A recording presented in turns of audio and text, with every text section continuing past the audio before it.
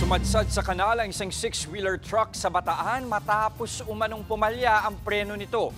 Sa Batangas, bigla namang nagliyab at sumabog ang isa pang truck. Nasa frontline ng balitang yan, si Ian Suyo. Puputok pa yan. Madami pang pwedeng pumutok dyan eh.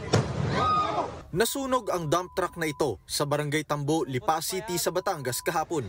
Dahil sa lakas ng apoy, halos maabo na ang uluhang bahagi ng truck na may dalang buhangin. Ayon sa inisyal na investigasyon ng Bureau of Fire Protection sa Lipa, napansin na lamang ng driver at kasama nito na biglang nagliyab ang dashboard ng truck. Nakalabas naman ang mga sakay nito pero hindi nila nakontrol pa ang apoy. Nagdulot ng mabigat na trapiko ang insidente na tumagal ng mahigit 1 oras.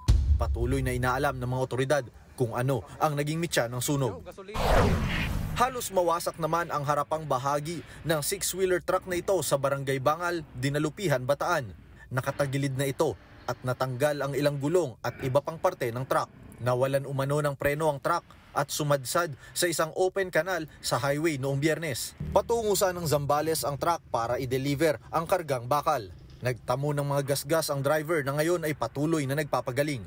Hindi raw ito ang unang pagkakataon na may sasakyang nahulog sa kanal kahit pa nagpaskil na ng mga babala. Nagbabalita mula sa frontline, Ian Suyo, News 5. Mga kapatid, Jess De Los Santos po ang inyong kasangga sa paghahatid ng balita para sa may alam at may pakialam. Para sa tuloy-tuloy na makabuluhang balitaan, mag-follow at mag-subscribe na sa social media pages ng News 5.